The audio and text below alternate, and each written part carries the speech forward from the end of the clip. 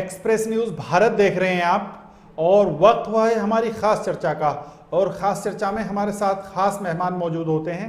जैसा कि आपको पता है कि समाज के हर तबके का, हर बड़ा एक छोटा और हर आदमी को हम मौका देते हैं और हर फील्ड के आदमी को हम अपनी इस चर्चा में बुलाते हैं। लेकिन आज हमने जिस आदमी को, जिस व्यक्तित्व को, जिस शख्सियत को बुलाया है, वो शख्सियत बहुत बड़ी शख्सियत है। और बड़ी इसलिए कि देश और दुनिया में उनके जानने पहचानने वाले और उनके फॉलोवर, उनकी बातों को सुनने वाले मौजूद हैं। और देश और समाज को, दुनिया को एक राह दिखाने के लिए, समाज को एक सच्ची राह बताने के लिए हमेशा से हमारे देश में, हमारी संस्कृति में गुरुओं, संतों का एक बहुत बड़ा योगदान रहा है। और धर्म गुरु उसमें सबसे ऊपर आते हैं। वो जब जब देश और समाज पे वक्त पड़ता है तो वो अपनी ओजस्वी विचारों से, ओजस्वी वाणी से देश और दुनिया को राह दिखाते हैं। आज ऐसे ही एक विश्व प्रसिद्ध गुरु और धर्मोपदेशक और बहुत बड़ा एक नाम है जिनका स्वामी अशोक भारती पुणे से मेरे साथ लाइव मौजूद हैं। आइए स्वामी जी, आपका बहुत बहुत स्वागत है एक्सप्रेस न्यूज़ भारत पर। बहुत धन्यवाद स्वामी जी। सबसे पहले तो आपका धन्यवाद हम इसलिए अदा कर रहे हैं कि इस वक्त में इतना सब कुछ चल रहा है, लेकिन उसके बाद आपने हमें वक्त दिया और लोगों तक आपकी बात पहुंचाने का हम एक माध्यम बने, तो इसके लिए पुनः आपको बधाई। स्वामी जी, सबसे पहला सवाल मेरा ये है कि वर्तमान जो हालात चल रहे हैं उनमें जब लोग परेशान हैं, एक तरीके से लोग नीरस होते जा रहे हैं, लोगों के, देश के अधिकतर हिस्सों में लॉकडाउन चल रहा है, लोगों के पास बहुत ज़्यादा चीज़ें नहीं हैं करने की, तो उस वक्त में आप क्या संदेश, किस तरह के विचार, ऐसे कौन से विचार हैं जो लोग अपनाएं जिससे उनके जीवन में खुशहाली आए और तनाव अवसाद से दूर रहें? देखिए, जीवन में हर परिस्थिति हमें एक अवसर भी देती है और कुछ नया बनाने के लिए। जी जी जी। जैसे सुबह होने के करीब हो तो रात बहुत गहरी हो जाती है। बेशक, बिल्कुल। ऐसे ही जब नई परिस्थितियां बनती है मनुष्य के जीवन में, तो उसके पहले से ये उसका संक्रमण काल है। जी। अब यहाँ से कुछ नया धरती पर शायद होगा। वो इसलिए होगा कि परमात्मा ने ये सारी सृष्टि बनाई, पूरी की पूरी कायनात बनाई, और अंत में सबसे जो आखिरी कृति परमात्मा ने बनाई वो मनुष्य को बनाया। जी। उसके बाद उसने बनाना बंद कर दिया। लेकिन मनुष्य के साथ ये बहुत सुंदरतम बात घटी कि मनुष्य को परमात्मा ने बहुत बुद्धि भी दी, और उसे कहा गया कि ये सारी कायनात तुमको भेंट स्वरूप दी जा रही है जी। और बुद्धि भी दी जा रही है। इसका तुम उचित रूप से राख रखाव करना। जी जी। लेकिन पता नहीं क्या हुआ मनुष्य की बुद्धि को। जी। ये मनुष्य की बुद्धि सृजन की तरफ न जा करके विनाश की तरफ चली जाती है। हम धरती को और सुंदर बनाने के बजाय इस धरती को, इस वसुंधरा को कैसे हम नष्ट करें, इसके सारे के सारे इंतजाम सारी मनुष्य जाति ने अब तक किए हैं। और ये जो संकट आया, ये संकट कोई आसमान से नहीं आया, ये संकट हमने बुलाया है। ये हमारे कारण ये संकट आया है। प्रकृति का इतना ज़्यादा मनुष्य ने दोहन कर लिया कि प्रकृति को दिया कुछ भी नहीं, सिर्फ लिया ही लिया है, लिया ही लिया है। फिर भी प्रकृति हमारे प्रति अभी भी बहुत दयापूर्ण है। अभी भी इस कोरोना के कारण प्रकृति का हम देखें तो हमारे पर बड़े उसके आशीर्वाद भी है, क्योंकि इस समय मृत्यु का दर जो है इस बीमारी में मात्र 1 और 2% के आसपास है। यानी 100 आदमी अगर संक्रमित होते हैं, बीमार पड़ते हैं, तो मुश्किल से 1 या 2 उसकी मृत्यु होती है। ये बहुत बड़ा एक घंटी बज रही है मनुष्यता को कि अगर आपने अभी भी अपना जीने का यही रवैया रहा तो आने वाला जो संकट होगा वो इससे भी महान हो सकता है और भी खतरनाक हो सकता है। ऐसा ना हो कि आने वाला संकट 50% की मौत को लेके आ जाए तो मनुष्यता क्या करेगी, फिर बताइए। तो इस संकट की घड़ी में हम ये कहना चाहेंगे कि ज़्यादा से ज़्यादा अपने जीवन को ध्यान में डुबाएं। सारी मनुष्यता को ध्यान की जरूरत है। ये सारा का सारा विनाश जो हो रहा है ना, वो उसके पीछे एकमात्र कारण है कि मनुष्य के पास ध्यान नहीं है। क्योंकि ध्यान नहीं होगा तो प्रेम नहीं होगा, और प्रेम नहीं होगा तो सृजनात्मकता नहीं होगी, और जब सृजनात्मकता नहीं होगी तो मनुष्य के पास एक ही विकल्प रहेगा कि कैसे मैं इसका विनाश कर दूं। जी जी। इस संकट की काल में दोनों तरफ मार्ग जा रहे हैं, एक तो विनाश की तरफ भी जाता है और एक सृजन की तरफ भी जाता है। मैं तो सारी मनुष्य जाति से ये उम्मीद करूंगा कि वे कृपा करके विनाश का रास्ता छोड़ करके सृजन की तरफ जाना शुरू करें। बिल्कुल स्वामी जी, आप बहुत अच्छी बात कर रहे हैं। तो ऐसी ऐसी ऐसी कौन सी चीज़ें हैं, कौन से ऐसे उपाय हैं जिनको हम लोग करें जिससे कि सृजनात्मकता बढ़े हमारे अंदर, और हम लोग नकारात्मकता दूर हो, और रुचि जो हम करना चाहते हैं, अच्छी चीज़ें जो करना चाहते हैं, रुचिकर चीज़ों में हमारा ध्यान लगे, उसके लिए हमें क्या करना चाहिए? क्या इस तरह के उपाय हो सकते हैं? हाँ, पहले तो चरण पे हमको हमारे विकास के मापदंड बदलने होंगे। हम सोच रहे हैं शायद भौतिक तल पे अगर हम विकास कर ले तो शायद हम विकसित हो जाएंगे, ये धारणा हमको छोड़नी होगी, क्योंकि हमने भौतिक तल पर विकास करके देख लिया। हम उस ऊंचाई पर पहुंच गए जहां भौतिकता पहुंच सकती है, और उसका परिणाम यह है कि आज करीब करीब ये वसुंधरा नष्ट होने के कगार पर है। तो हमको अपने विकास के मापदंड बदलने पड़ेंगे। विकास के मापदंड बाहरी भौतिकता और भीतरी समृद्धि दोनों को एक साथ लाना पड़ेगा। अभी ऐसा विकास हुआ है जैसे मान लो किसी पक्षी के पंख तो दो होते हैं, लेकिन एक पंख का विकास हो गया और दूसरा अपंग पड़ गया। तो हमको बाहर भी और भीतर भी दोनों तरफ मनुष्य का विकास करना होगा। एक अच्छे शांत और प्रेमपूर्ण व्यक्ति के हाथ में बाहर की सारी सुविधा बहुत सृजनात्मक होती है, और एक अंदर से बहुत अशांत, बहुत क्रोधित, बहुत लालची, बहुत लोभी व्यक्ति जो होते हैं, उसके हाथ में शक्ति आ जाए तो वो विनाश का कारण बनती है। बिल्कुल बिल्कुल। तो स्वामी जी, अभी वर्तमान जो हालात चल रहे हैं, बिल्कुल आपने उनका बहुत अच्छे से डीपली आपने बताया, बहुत अच्छे से आपने उन पर निगाह डाली। लेकिन क्या ये वर्तमान हालात के अलावा भी जब आदमी परेशान होता है, जब आदमी दिन भर की समस्याओं में घिरा रहता है, तो फिर अंत में शाम को जब वो घर लौट के आता है तो बहुत सारी समस्याएं उसके दिमाग पर हावी रहती हैं, और कभी कभी लोग परेशान होकर आत्महत्या तक कर लेते हैं। तो मतलब ऐसी कौन सी चीज़ें हैं कि आदमी इनसे उबर पाए? हाँ, बिल्कुल ठीक बात है। ये आदमी का जो भीतर का जो खालीपन है जी, उसको व्यक्ति बाहर के चीजों से भरना चाहता है जी। उसकी यात्रा बिल्कुल गलत है, क्योंकि बाहर की किसी भी चीज से भीतर की रिक्तता कभी भरती नहीं जी। भीतर की रिक्तता के लिए आपको भीतर के रास्ते तलाशने करने पड़ेंगे जी। और उसका रास्ता है धर्म, उसका रास्ता है ध्यान, उसका रास्ता है धार्मिकता।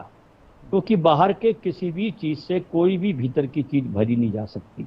इसलिए इस जगत में बड़े से बड़े पैसे वाले व्यक्ति भी, करोड़पति भी, अरबपति भी, उनके जीवन में अगर बहुत नजदीक से झांक कर देखो तो उनके जीवन में बहुत तनाव, बहुत परेशानियां, बहुत आफत, और बहुत उनके जीवन में बहुत डिप्रेशन होता है। एक कहावत है जी कि हर संपत्ति अपने साथ एक नई विपत्ति लाती है। बिल्कुल। हम लोग सोचते हैं शायद संपत्ति मिल जाएगी तो हम बहुत खुश हो जाएंगे। हमारी धारणा ही गलत है, क्योंकि हर संपत्ति के साथ एक नई विपत्ति आती है। इसलिए संपत्तियों से आदमी को कभी भी भीतर का रास्ता, हाँ, संपत्तियां आपको एक सुविधा प्रदान कर सकती है कि कैसे आप अपने भीतर बहुत सहजता से बिना किसी चिंता के चले जाएं।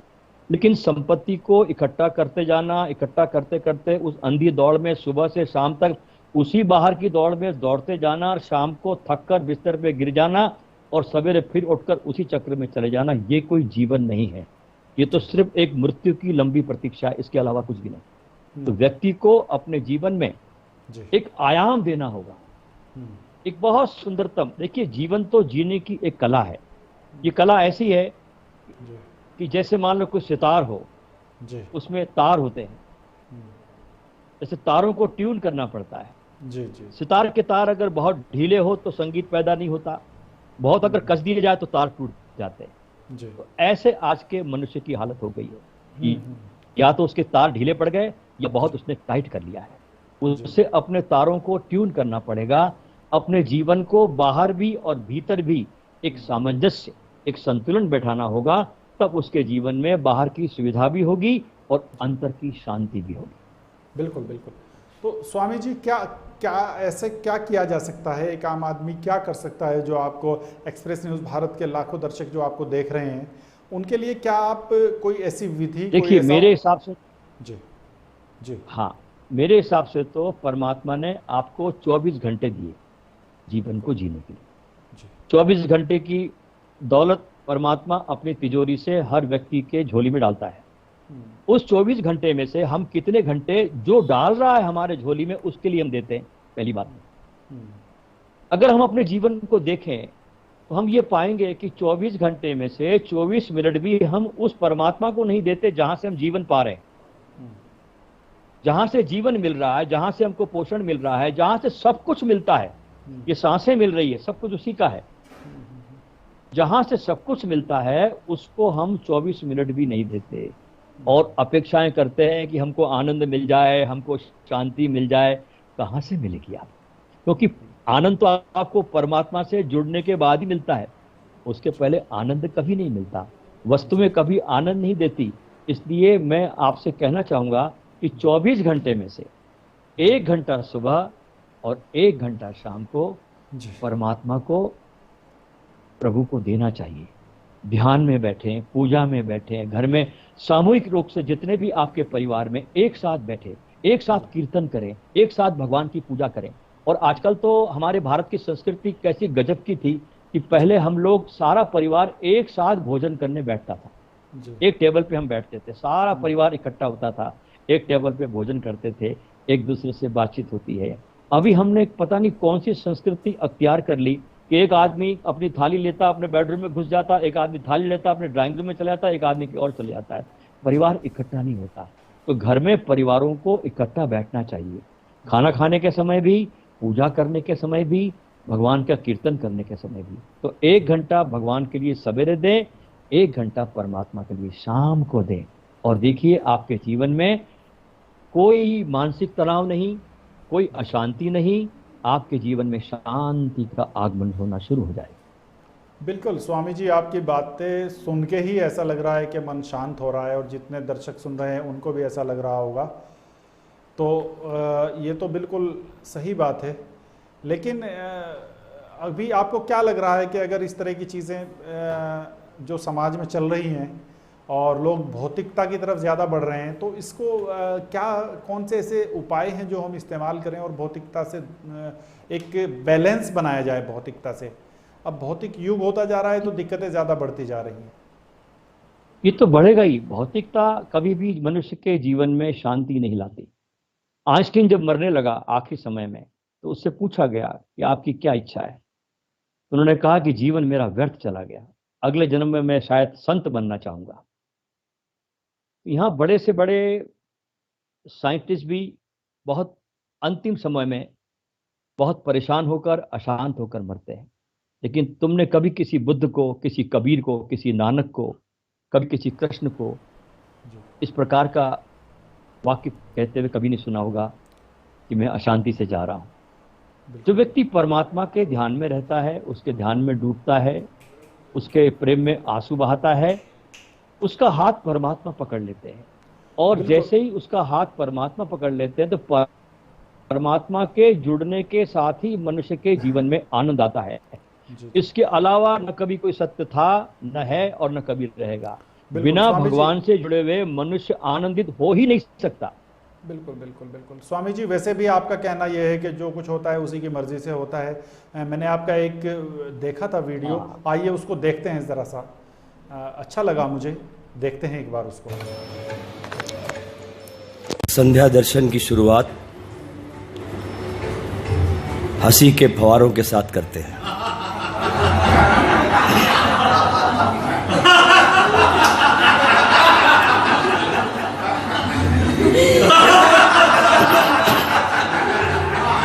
एक बार क्या हुआ कि हमारे मित्र मुसीबत लाल एक महात्मा जी का सत्संग सुनने गए और वहां कथा चल रही थी, और उस सत्संग से मुसीबत लाल बहुत प्रभावित हुए। इतना प्रभाव चला कि वे घर पर आए और पत्नी को छोड़ दिया और नौकरानी के साथ रहने लगे। रिश्तेदारों ने कहा, मुसीबत लाल ये क्या कर रहे हो, पत्नी छोड़ दी और नौकरानी के साथ रह रहे हो? बोले, अभी अभी सत्संग सुन के आ रहा हूं, महात्मा जी ने कहा कि माया को छोड़ दो और शांति के साथ रहो।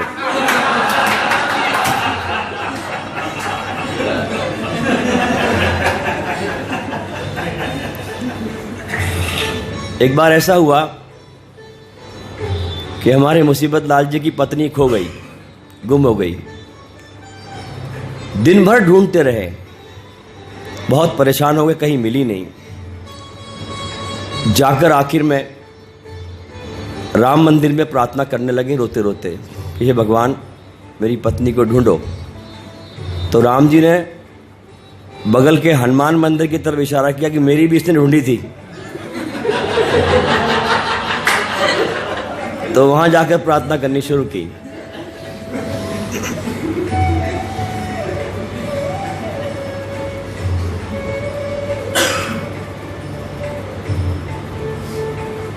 भगवान सदा ही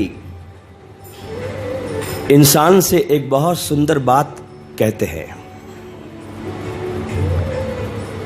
कि इंसान तू वो करता है जो तू चाहता है और होता वो है जो मैं चाहता हूं। परमात्मा मनुष्य से एक बात करते हैं कि हे इंसान तू वो करता है जो तू चाहता है, होता वो है जो मैं चाहता हूं। बिल्कुल स्वामी जी, आपके सारे ही मैंने देखा बहुत अच्छे हैं और लगता है कि देखते ही रहें, लेकिन समय की पाबंदी रहती है। लेकिन ये बहुत अच्छा लगा था, इसलिए मुझे लगा कि इसको एक बार हम दर्शकों को दिखा ही दें। नहीं, हमारे करीब करीब YouTube पर 800 प्रवचन है अलग अलग आयाम में, आपको बहुत आनंद आएगा सुन के इसको। जी जी स्वामी जी, चलिए इसका दूसरा पार्ट शुरू करते हैं हम लोग। अभी आपने बहुत सारी अच्छी बातें हमसे शेयर की। तो स्वामी अशोक भारती को स्वामी अशोक भारती बनने में बहुत सारा समय लगा होगा, बहुत लंबा सफ़र रहा होगा। तो ज़िंदगी की शुरुआत आपकी कैसे रही? हालांकि आप 19 साल की उम्र में आप अशोक भारती नहीं थे, आप ओशो जी के शिष्य थे। 19 साल की उम्र में, बहुत कम उम्र में आपने अशोक भारती से ओशो के शिष्य बनने का सफ़र किस तरह से तय किया? उस वक्त में जब के लोगों को कुछ भी मालूम नहीं होता है, 19 साल कितनी सी उम्र होती है, अल्हड़पन की उम्र होती है, लेकिन आप ओशो के शिष्य थे जो अपने पीक आवर पर थे। कैसा ये सफ़र था? किस तरीके से आप उनके संपर्क में आए?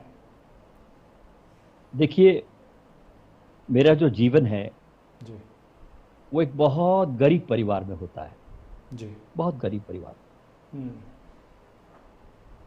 मेरी जो दादी है उसने मेरा लालन पोषण किया है। बिल्कुल बिल्कुल बिल्कुल। और मेरी दादी एक पार्वती के मंदिर में पुजारन थी, जी जी, जिसमें भगवान कृष्ण का कृष्ण की मंदिर भक्ति, भगवान मैं जब करीब 3 साल का, जी जी, हाँ 3 साल का जब था मैं, तो दादी मुझे रोज मंदिर ले जाती अपने साथ, और वहां पर मैं पैरों में घुंघरू बांध करके भगवान कृष्ण के मंदिर के सामने नृत्य करता था, नाच करके। भक्त लोग जो आते थे वो सब मुझे लालच देते थे कि हम तेरे को, उस समय 4 आने 8 आने होते थे, जी जी, हम तेरे को 4 आने देंगे, तू जरा नाच के दिखा। तो मैं उनके 4 आने 8 आने के लालच में भगवान के सामने नाच के उनको दिखाता था। थोड़ा बड़ा हुआ मैं, करीब 7 साल की 8 साल की उम्र थी, तो उसी मंदिर के प्रांगण में उस समय के बहुत बड़े और नामी संत, जिन्हें पूरा विश्व स्वामी राम सुखदास जी महाराज के नाम से जानता है, बिल्कुल बिल्कुल, उनका वहां आगमन हुआ और उनके चरणों में मुझे बैठने का 8 दिन तक सौभाग्य मिला। उनके पास उठने का, उनकी सेवा करने का, उनके लिए पानी भरने का, उनके बिस्तर को ठीक करने का मुझे बहुत एक बहुत बड़ा सौभाग्य मिला। बिल्कुल बिल्कुल। कहना चाहिए कि मेरे अध्यात्म के बीज यहाँ से पड़ने शुरू हुए, स्वामी राम सुखदास जी महाराज के जी, हाथों के द्वारा। जी, फिर धीरे धीरे उम्र बड़ी हुई और जब 19 वर्ष का था तब हमारे शहर में, जहाँ का मैं रहने वाला हूँ, अमरावती पहले रहता था मैं, नागपुर के पास, जी, वहाँ पर आचार्य रजनीश का आगमन हुआ वहाँ पर। और वहां मैंने उनको पहली बार देखा आचार्य जी। जब आप 19 साल के थे? प्रवचन सुना जी। और फिर हाँ, मैं 19 वर्ष का था। फिर मैं और उनके प्रवचन सुने। फिर वहां उस पर वक्त कहीं उनका एक चिखलदरा में एक शिविर हुआ हिल स्टेशन पर। जी। वहां मेरा उनके साथ जाना हुआ। क्योंकि गरीब परिवार का था तो लोग मुझे लेके गए, तो वहां भी उनके साथ बहुत आनंद आया, उनकी सेवा करने का अवसर मिला, भगवान के सेवा करने का। जी। फिर थोड़ा गैप आया। फिर करीब 24 वर्ष की उम्र में माउंट आबू ध्यान साधना शिविर हुआ भगवान जी। श्री रजनीश का। जी। वहां मेरा जाना हुआ और वहां पर मैंने उन्हीं के हाथों से दीक्षा ली 1972 15 अक्टूबर को। बिल्कुल। और जब मैं दीक्षा लेता हूं उन दिनों में अमरावती की कोर्ट में मैं टाइपिस्ट हूं, मैं टाइपिंग का काम करता हूं। जी। तो जैसे ही मेरे गले में माला डालने के पहले भगवान श्री रजनीश मुझसे पूछते हैं कि तुम करते क्या हो। मैं मेरी पत्नी दोनों हम दीक्षा लेने गए थे। तो मैंने कहा भगवान मैं एक छोटा सा टाइपिस्ट हूँ कोर्ट में। तो आंख बंद करके मुझे कहते हैं कि वो काम छोड़ दीजिए। अच्छा। उनका छोड़ दिया, आपने कहा छोड़ दिया। और तुम यहाँ से बंबई जाओ, बंबई में हमारा केंद्र है जीवन जागृति केंद्र, वहां पर होंगे ईश्वर भाई, उनसे साहित्य लो, हमारे कैसेट्स लो और पूरे इंडिया में इस मेरे संदेश को तुम फैलाते जाओ। बस अब मैं तो उनका हुक्म हुआ और वहां से सीधा माउंट आबू से बंबई गया। मैं वापस फिर कोर्ट में आज तक गया ही नहीं। बहुत बड़ी बात है, गुरु को फॉलो करने की यही हमारी संस्कृति है कि गुरु की मैं बात को मानना। दोबारा उस कोर्ट की अदालत की सीढ़ी पे चढ़ा ही नहीं, आज तक चढ़ा नहीं। वहां से मैं वहां गया, वहां से किताबें उठाई और वहां से सब कैसेट उठाए। पूरे इंडिया में मैं उनके संदेश को फैलाते हुए घूमता रहा किताबें लेकर के। ये वो समय था जब हमको गालियां पड़ती थी, कोई जानता नहीं था उनको, कोई प्रचार नहीं था। और जो प्रचार भी था मीडिया में तो भगवान के श्री के बहुत खिलाफ में था। हाँ, नकारात्मक, आप जहां भी लीजिए नकारात्मक प्रचार था। बहुत नकारात्मक था उस समय। गांव गांव घूमना और पास में कुछ पैसे नहीं, कुछ नहीं। कभी कभी लोगों की छपरियों में ठहरे, कभी कभी स्टेशन के प्लेटफॉर्म पर रात रात गुजारी, कहीं गुजारी। ऐसे बहुत कठिन स्थितियों में हमने भगवान के इस प्यारे संदेश को पूरे इंडिया में फैलाने का काम हमने किया। जी। उसके बाद फिर ये 79 तक हमने ये काम किया। फिर हमारा शरीर बहुत अस्वस्थ हो गया इस काम को करने में, तो फिर हमने इस काम को बंद किया। फिर हम जबलपुर शिफ्ट हुए मध्य प्रदेश और वहां पर कुछ अपने गुजारे के लिए कुछ काम हमने स्टार्ट अपना किया। इसके बाद फिर कुछ दिन अपने इस काम में लगे रहे। उसके बाद फिर हम 85 दिसंबर में भगवान रजनीशपुरम अमेरिका से वापस लौटे और मनाली गए। तो मैं तुरंत भाग करके उनसे मिलने गया मनाली दिसंबर में। फिर वहाँ करीब मैं 1 महीने तक मनाली में दिसंबर में भगवान के साथ वहीं पर उनको घूमते देखना, उनके पास बैठना, प्रवचन सुनना। फिर वहाँ से ओशो जो है नेपाल चले गए और नेपाल के बाद फिर वो विश्व की यात्रा पर निकल गए। विश्व की यात्रा पे निकल जाने के बाद फिर ये 29 जुलाई को 1986 को वापस भारत आते हैं बंबई में। उस बंबई में अपने एक मित्र के छोटे से अपार्टमेंट में ठहरते, 3 बेडरूम के अपार्टमेंट में 6 महीने तक। वे पुणे नहीं आना चाहते थे। तो अपने मित्र के घर में 6 महीने तक अपार्टमेंट में रहे और उस मित्र के बाहर जो ड्राइंग रूम था वहाँ करीब 50 लोगों के बैठने की व्यवस्था थी, बैठ सकते थे। वहाँ पर सदगुरु ओशो रोज प्रवचन करते थे और उस प्रवचन में उनके आने के समय और उनके जाने के समय कुल मिला के 20 मिनट तक उनके सामने मेरे स्वयं के लिखे हुए गीत मैं अपनी आवाज में उसे गाता था और उनको अर्पण करता था। बहुत बड़ी बात है ये। और आप इसे समझिए, गुरु भक्ति की बात के साथ साथ आपके गीतों का उनके सामने गाया जाना और उनकी एक तरह से आपको तारीफ मिलना, ये बहुत बड़ी बात है कि ओशो जैसे मजे की बात है कि मैं ये एक दो दिन नहीं, ये 6 महीने बंबई में चला सिलसिला। रोज नया गीत लिखता उनके लिए, रोज नया अपनी धुन बनाता और उनके चरणों में बैठ करके उनके सामने वो सुनते मेरे गीतों को और उनके सामने मैं इन गीतों को अर्पण कर देता। फिर वो मुझे लेकर के वहां से पूना भी आ गए जहाँ इनका आश्रम था कभी। तो मैं वहां पे आया, फिर उन्होंने मुझे अपने आश्रम पे भी निवास दिया, रखा। और उस समय चूंकि आश्रम में ज़्यादा अंदर रहने की जगह नहीं थी, सब कमरों में 8-8, 10-10 लोग भरे हुए थे। तो मैंने जब देखा कि सब बहुत भीड़ है लेकिन बड़ी बहुत मेरे पे इतना प्रेम बरसा भगवान का कि उस पूरे आश्रम में अगर अकेले कमरे में कोई लोग उस समय रह रहे थे तो एक थे भगवान रजनीश और दूसरे थे स्वामी अशोक भारती। बहुत बड़ी बात है।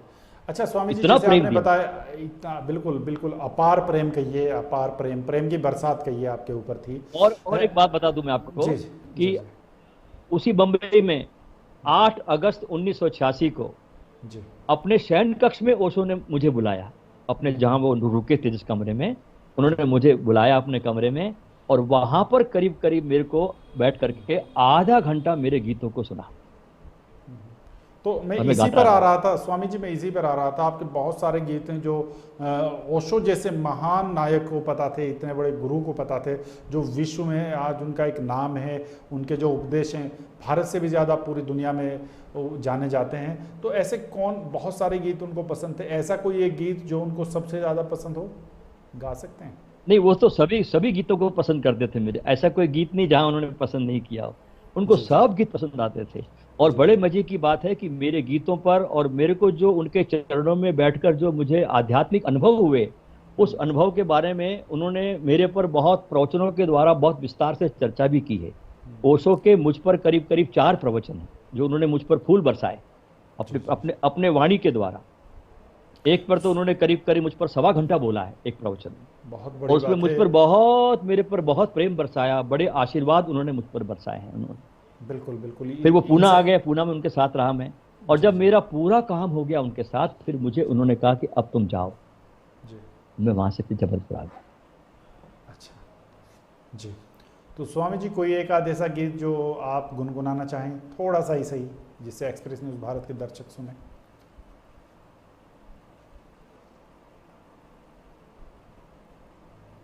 जी हाँ, जी जी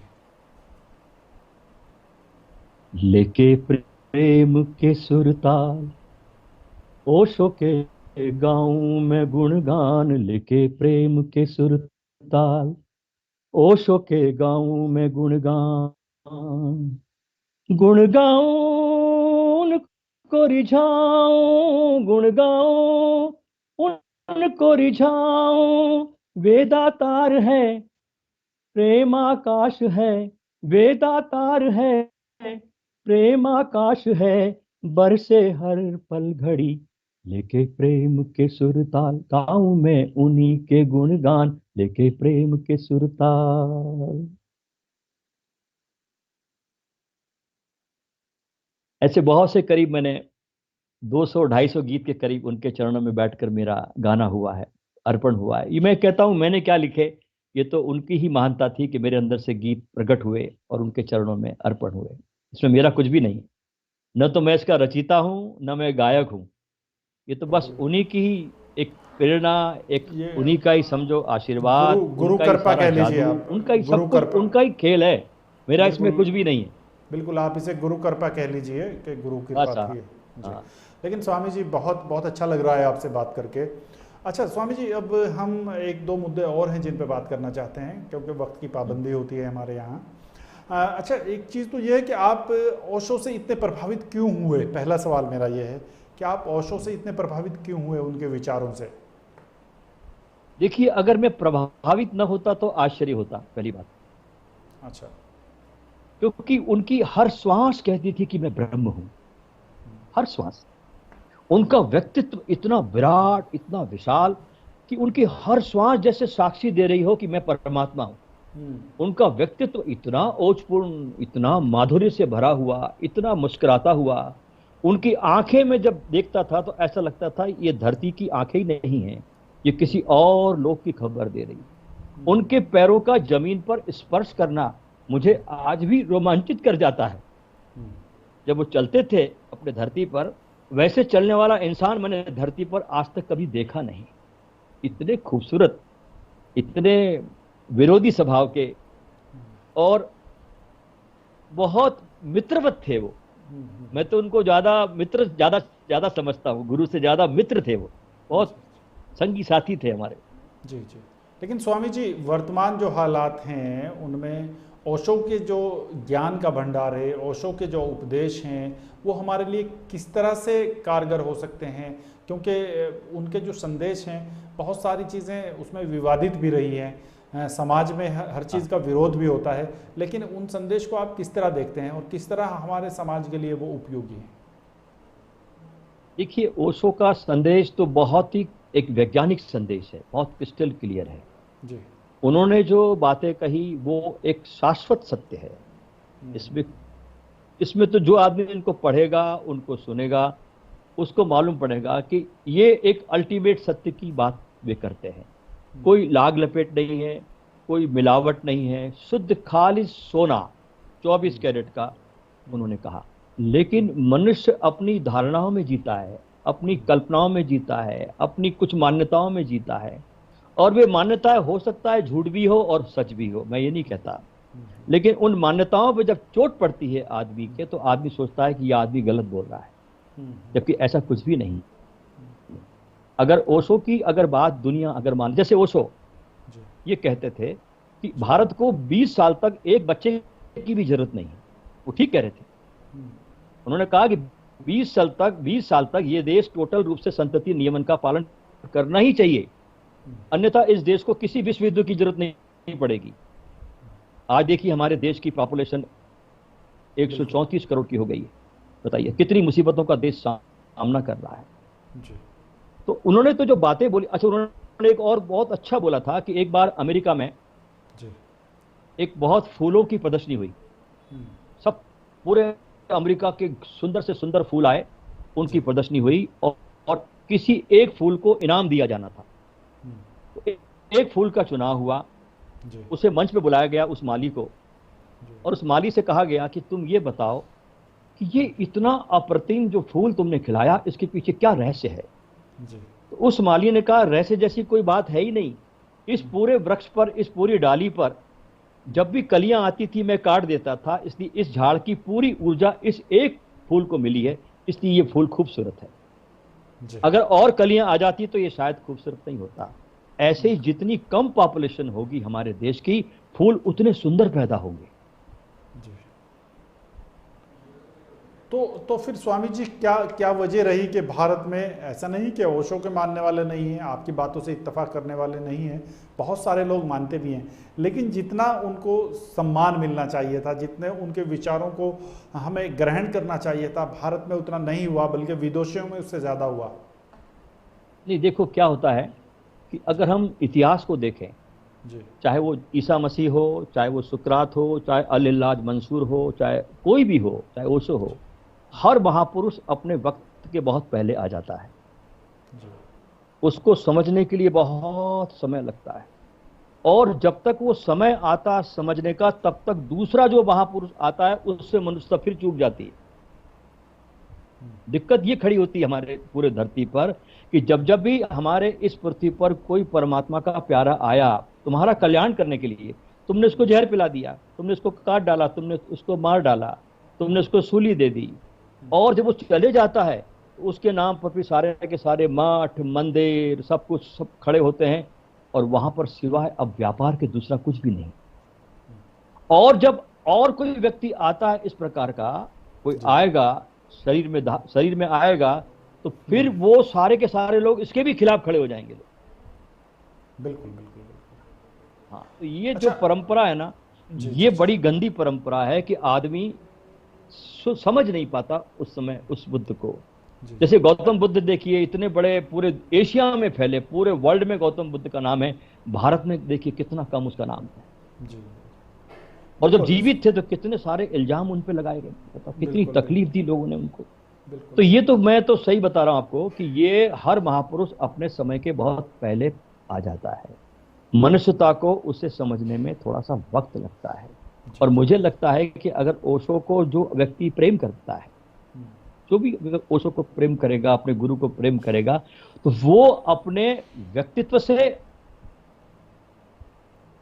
समाज को एक संदेश दे, अपनी वाणी से एक संदेश दे। सवाल ये नहीं कि ओशो ने क्या कहा और क्या नहीं कहा, सवाल ये है कि ओशो से मुझे क्या मिला। असली बात ये। अच्छा, अब दुनिया ये सुनना चाह रही है तुमसे जी जी जी। अब दुनिया ये सुनना चाह रही है, ओशो तो आए, ओशो है और ओशो रहेंगे, ओशो ने जो बोला वो बोल दिया, लेकिन ओशो के पास जो लोग रहे उनको क्या उनके जीवन में फूल खिले, क्या उनको प्रसाद मिला, और वे अब मनुष्यता को क्या देना चाहते हैं, ये असली बात है। बिल्कुल बिल्कुल। अच्छा स्वामी जी, ओशो का इतना बड़ा ज्ञान का भंडार थे, वो इतना सारा साहित्य उनका है, तो अगर उसको एक लाइन में, एक उसका सार क्या है जो आप आज भी देश गांव दर गांव शहर दर शहर जाके आप उस संदेश को दे रहे हैं, उस ओशो के पूरे जो जीवन है उसका सार क्या है, अगर एक लाइन में समझता हूँ? एक लाइन में मैं बता दूं उनका सार, जी जो सारी मनुष्यता को अपील करेगा, जी। उसका सार ये है कि अपने स्वयं को जाने बिना अपनी इस जन्म में अर्थी मत उठने देना। ओके, बिल्कुल बिल्कुल। खुद को जाने बिना, अपने सबसे खुद पहले को जाने बिना इस जन्म में अपनी अर्थी को उठने मत देना, क्योंकि तुम सैकड़ों लाखों जन्मों में ऐसे ही आए हो, ऐसे ही चले जा रहे हो, ये बहुत काल चक्र घूम रहा है। जी जी। अब इस जन्म में कम से कम ऐसा मत करना कि तुम अपने को बिना जाने ही इस जगत से विदा हो जाओ। अब जीवन के, अच्छा मैं तो ये कहता हूं जी कि मैं उस व्यक्ति को इस संसार का सबसे बड़ा बुद्धिमान कहता हूं, मेरी परिभाषा बहुत अलग है। जी। मैं उस व्यक्ति को संसार का सबसे बड़ा बुद्धिमान व्यक्ति कहता हूं कि जो अपनी बाहर की सारी सुविधाओं को अपने आत्मिक विकास में लगाए। जी हाँ, मतलब आपका अगर कहना ये है व्यक्ति कि बाहरी आप, सुविधाओं को अगर आत्मिक विकास में लगाता है तो वो दुनिया का सबसे जीनियस व्यक्ति है। बिल्कुल बिल्कुल स्वामी जी, आप यही कह रहे हैं कि सबसे ज़रूरी आत्मज्ञान है। सबसे पहले आप अपना ज्ञान अपने बारे में जानें, उसके बाद और सब चीज़ों पर ध्यान दें। आत्मज्ञान बहुत ज़रूरी चीज़ है। अच्छा स्वामी जी, एक मेरा सवाल और है जो मुझे लगता है कि दर्शक भी पूछना चाहते हैं। स्वामी जी, आज के दौर में सबसे बड़ी दिक्कत ये हो गई, बहुत सारे साधु संत स्वामी, बहुत एक समझिए कि एक बाढ़ सी आ गई है, और आप देखते हैं कि कितने सारे लोगों के कितने किस तरह की घटनाएं हो रही हैं, तो लोगों का एक विश्वास भी टूटता जा रहा है। बहुत सारी चीज़ें, मैं ये नहीं कह रहा हूँ कि ये सब जगह है, दिक्कतें सब जगह हैं, लेकिन जो ये हम एक बहुत आदरणीय और एक आदर के लोग हुआ करते थे, ये सब लोग, इन लोगों पर इस तरह के आरोप लगते हैं। आपको सब पता होगा ये सब चीज़ें क्यों आ गई स्वामियों में, संतों में, महापुरुषों में, जिनसे हम लोग सीखते हैं, जिनका अनुकरण करते हैं। अगर इस तरह की घटनाएं आती हैं तो बड़ा दुख होता है, तो आप क्या कहेंगे, इस तरह की चीज़ें क्यों आ गई हैं? देखिए, इस पर तो मैं कोई भी कमेंट नहीं करना चाहूँगा, क्योंकि इसका मुझे कोई ज्ञान नहीं है। हो सकता है कि किसी के खिलाफ कोई झूठे केस भी बहुत दाखिल कर देते लोग, कुछ कर देते, इसके बारे में मुझे कोई ज्ञान नहीं है। जहाँ तक सवाल है जी जी इस बात का कि ऐसा क्यों हुआ, उसके पीछे बस एक कारण बता सकता हूं कि इस धरती पर सारी मनुष्य जाति ने जो काम की वासना को जो निंदित किया है, जो निंदा से भरा, हर आदमी काम वासना से की प्रति निंदा से भरा हुआ है। जैसे दुश्मन से, किसी से आपकी दुश्मनी हो जाए तो दुश्मन आपको 24 घंटे याद आता है। तो ऐसे अगर हमने अपनी काम की ऊर्जा के साथ अगर निंदा रख ली तो हम 24 घंटे कामुक हो गए। तो ये रास्ता नहीं है काम वासना से मुक्त होने का। काम वासना से मुक्त होने का रास्ता हमारे देश में तंत्र ने बताया है। तंत्र शब्द का अर्थ ही होता है तन तारे ते तंत्रा, जो तन से तुम्हें ऊपर उठा दे, उसे तंत्र कहते हैं। तो तंत्र की विद्या, तंत्र मतलब जादू टोने वाला तंत्र नहीं, उसकी बात नहीं कर रहा मैं कह रहा हूं कि तन तारे ते तंत्रा, जो तन से तुमको ऊपर उठा दे, बिल्कुल वही तंत्र है। तो उस बारे में तो मैं कोई कमेंट नहीं करूंगा, क्योंकि उसकी मुझे कोई जानकारी नहीं है। जी जी। अच्छा स्वामी जी, जैसे आपने कहा कि ओशो का जो पूरा ज्ञान है उसका सार यही है कि आदमी अपने आप को जाने, आत्मज्ञान करे, आत्मसात करे, तब उसके बाद वो अपने आप को, जीवन को पूरा माने, मतलब जीवन के उसका जीवन साध्य हो गया। लेकिन अपने आप को जाने कैसे, जानने का तरीका क्या है, किस तरह जान पाए आम आदमी अपने आप को? देखिए, जानने के लिए आपको, जैसे आपने बाहर का जगत जानने के लिए समय दिया, आप समय देते हैं बाहर को इकट्ठा करने के लिए, चीज़ों को जानने के लिए आप समय देते हैं। ऐसे आपको अपने को जानने के लिए 1 घंटा सुबह और 1 घंटा शाम को शांत अपने घर में मौन होकर एक अपने साथ, स्वयं के साथ बैठना होगा। अब बड़े मजे की बात देखिए कि हमने बहुत अच्छी कोठी बनाते हैं हम लोग, मकान बनाते हैं, जी। सब अच्छा बनाते हैं। दुनिया से मिलने के लिए हम बहुत अच्छा ड्राइंग रूम बनाते हैं, हाँ। बहुत सजाते हैं दुनिया को दिखाने के लिए हमारा ड्राइंग रूम। और परमात्मा को बिठाने के लिए हम कहीं किचन का कोना ढूंढ लेते हैं उसको बिठाने के लिए। हम्म, हम भगवान की कोई जगह घर में नहीं बनाते, हम्म, जबकि सारा का सारा देने वाला सब वही है। ये कोठी भी उसने दी, ये ड्राइंग रूम भी उसने दिया, लेकिन उसका स्थान हमने बहुत छोटा सा कहीं कोने में रख दिया स्थान।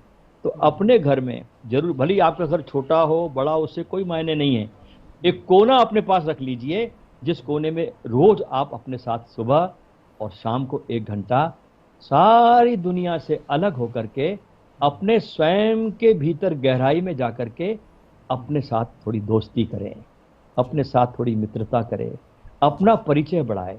22 घंटे आपको संसार का काम करना है। मैं संसार को छोड़ने की बात तो बिल्कुल कभी नहीं करता, क्योंकि संसार तो सीढ़ी है जहां से आपको परमात्मा तक पहुंचना है। संसार तो कीचड़ है जहां से कमल का फूल खिलेगा, छोड़ने की बात नहीं है। लेकिन इसी संसार में ही उलझते जाना, ये कोई जीवन नहीं है। तो संसार को भी साधना है और अपने स्वयं की साधना को भी साधना है, दोनों का समन्वय बिठाना है। 1 घंटा सुबह ध्यान करना है, 1 घंटा शाम को ध्यान करना है। और कभी समय मिले मित्रों को तो हमारे बहुत पूरे विश्व में ध्यान साधना शिविर होते हैं 3-3 दिन के, वहां पर कोई आ जाएंगे तो हम आपको बहुत सहजता से रोज 5 ध्यान सिखाते हैं हम डेली। तो 3 दिन में आपको 15 ध्यान सिखाएंगे, 15 टेक्निक्स आपको मिलेगी ध्यान करने की। उसमें से कोई भी एक टेक्निक आप अपना लें और उस टेक्निक को लेकर के अपने घर में आप प्रयोग शुरू करें और आप देखोगे कि आपका जीवन बहुत शांत और सुगंध से भरने लगा। क्योंकि जो परमात्मा के पास हम जाते हैं ना, त्यों उसकी ठंडी हवाएं आने लगती है, संसार की गर्म हवाएं बहुत दूर जाने लगती है। जी जी, बिल्कुल स्वामी जी, आपका कहना यह है कि अगर आदमी को अपने आप को पहचानना है तो अपने अंदर से ही पहचानना होगा, उसके लिए उसे ध्यान करना होगा। आत्मज्ञान हासिल करने का तरीका यही है कि वो ध्यान में बैठे और अपने बारे में सोचे कुछ, और तभी ये चीज़ उसको ध्यान करने से ही सब चीज़ें हासिल होंगी। और जीवन का जो परम उद्देश्य है, परम ज्ञान है, वो अपने अंदर अपने आत्मसात करने से ही प्राप्त होगा। आप ये कह रहे हैं। स्वामी जी, वक्त इजाज़त नहीं दे रहा है, बहुत अच्छी बातें हुई आपसे और बहुत सारी बातें और करने का मन था, लेकिन वक्त की पाबंदी है। फिर किसी वक्त आपसे ज़रूर मुलाकात होगी। बहुत जी जी, आपने वक्त दिया और इतनी अच्छी अच्छी बातें की, और एक्सप्रेस न्यूज़ भारत के जो दर्शक हैं और आपके जो दर्शक हैं देश और दुनिया में, उन सब के लिए आपका जो संदेश है वो इसके माध्यम से पहुंचा है। हम आशा करते हैं कि आप भविष्य में भी हम सबका ऐसे ही मार्गदर्शन करते रहें थे। बहुत बहुत धन्यवाद आपका, बहुत बहुत धन्यवाद आपका।